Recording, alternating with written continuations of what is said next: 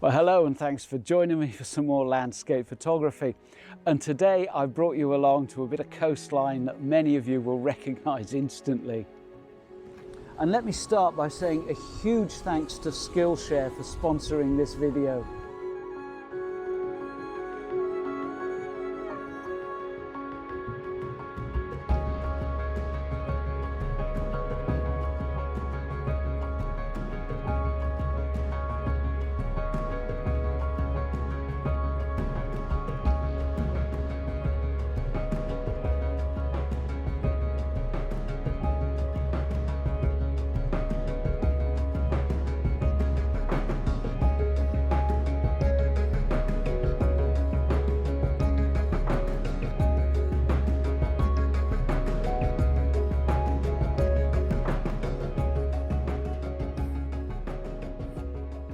Well, now I have a pretty good excuse for bringing you somewhere that I've brought you a million times before, and that's that we're still required to stay quite local to our homes. We are allowed to drive out a short distance, but getting onto the mainland and visiting the mountains, unfortunately, in terms of the spirit of the regulations, is pretty much out of the question. They haven't said how far you can drive, but 10 to 12 miles off an island onto the mainland is probably pushing it. And it's not a case of, I think I could get away with it. I don't want to get away with it. You know, I want this pandemic to be behind us so we can all get on with our lives properly. So that means that we're going to be, for the next few videos at least, around about where I live, but I can drive a short way. So I come down to the church in the sea, but I've walked some way off from it now. I'm nowhere near it, and I'm following the headland round. The conditions are just like they were the last time we were out together at Llanddwyn Island. That day though, even though it was bright sun like it is today, not a cloud in the sky, what we do have today is some kind of unusual conditions. We've got a stiff northerly breeze, and that's what I want to work with today. I'm scouting this headland to find some areas where there's some movement in the water. It's quite rocky, it's low tide, so there's some quite low rocks, nicely exposed. I can see some waves breaking over there. That's what I want to work with. The bright light, again, I want to work with that. We're not taking grand vistas today. It really wouldn't work at all. But where you've got bright waves illuminated against dark rock, hopefully we can do something with that. No chance of shooting the mainland either, because the horizon is completely shrouded in mist. Anyway, I think I've got an idea of where we might set ourselves up, so let's go take a look.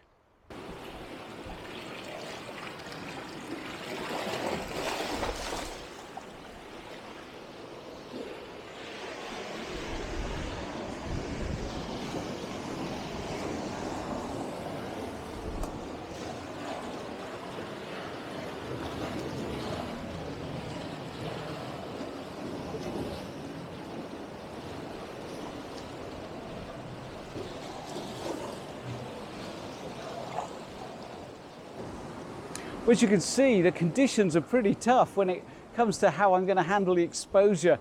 Really bright highlights, really dark shadows, and we'll find out just how well Micro Four Thirds can handle that sort of thing. But what I really wanted was the movement in the sea, because the last time I was out there was none. It was almost flat calm, and it's just about perfect today. Lots of rocks just sticking proud of the water, plenty of movement in between them, and lots of detail to work with. So I'm hopeful of at least one or two images that will be worth sharing with you.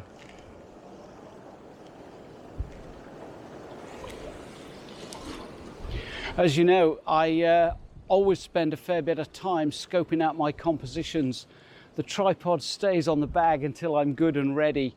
You really do hamper yourself if you pitch up, set up your tripod and crack on with a composition without first moving around a little bit, get an idea of where the tripod needs to be.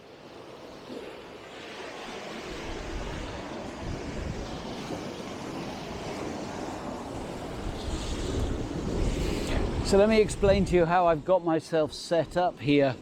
I'm looking straight down this bit of coastline with lots of rocks sticking out into the sea.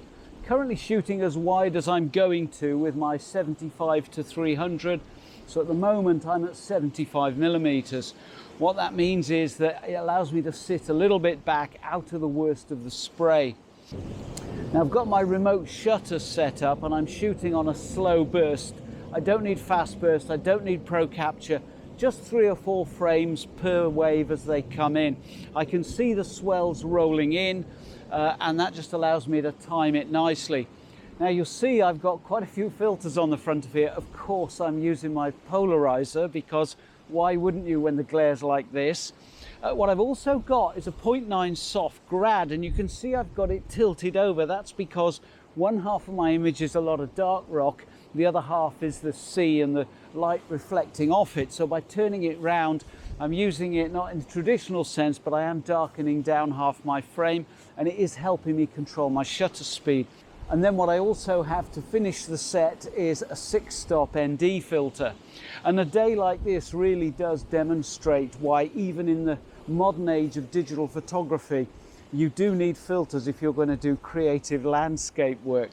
What this is allowing me to do is to get a shutter speed of 1/3 of a second, and on a day like this, with movement like this, that's just perfect. Now I knew that somewhere around that sort of speed, usually you're looking at somewhere between 1/3 of a second up to about a second.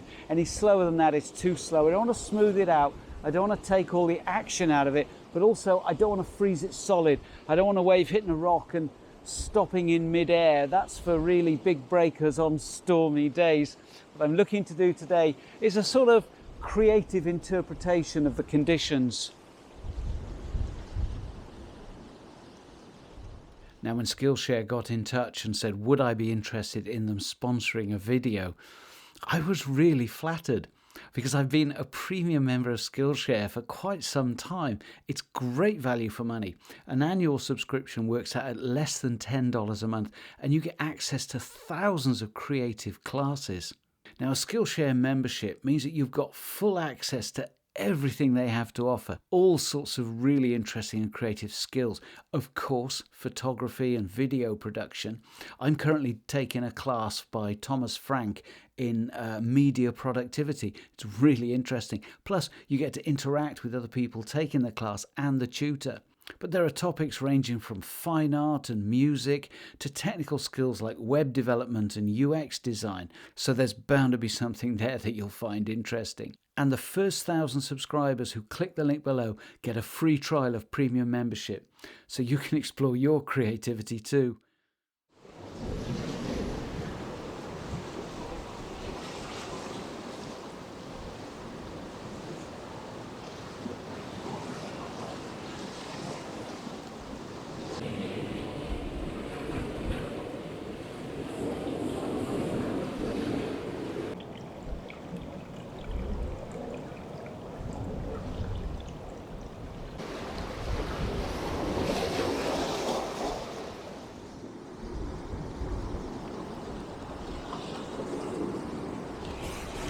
Quite enjoying this actually.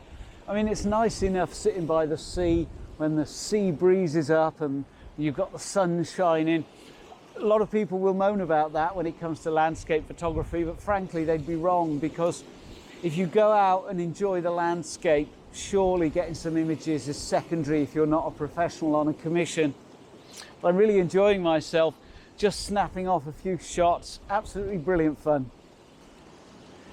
And another thing, of course, is I knew that I would be positioning myself on a jagged bit of rock, so I needed to have everything to hand. So I'm traveling very light today. All of my kit is in this bag, everything's to hand. I haven't had to find a dry spot for a backpack and then keep dipping in and out of it.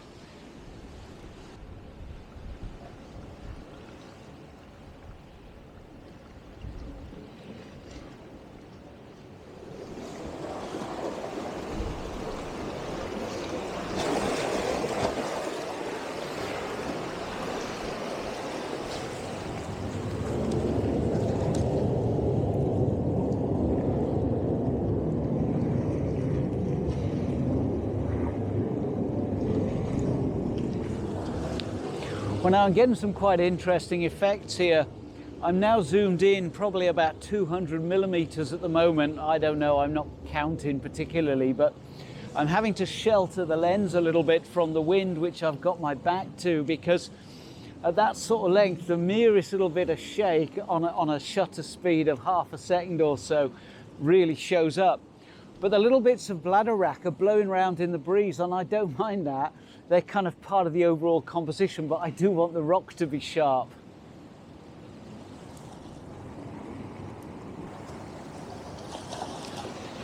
And I've lengthened my shutter speed a little bit now. Now I'm getting in tighter. I found that 1 second to 1.5 seconds is giving me a more pleasing effect.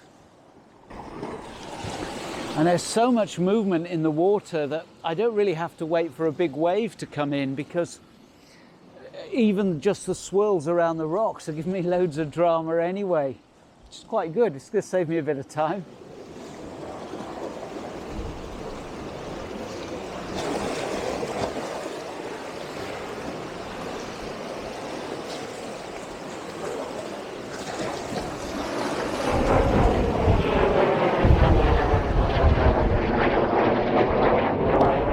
Apologies for the background racket this afternoon. They've been practicing on the afterburners over at RAF Valley, and it can get quite deafening sometimes. However, I've still had a fabulous hour or so down here sitting on a rock taking pictures of waves. It just goes to show the Church in the Sea very often is a pretty rubbish landscape photography subject, but this bit of coastline is absolutely fabulous.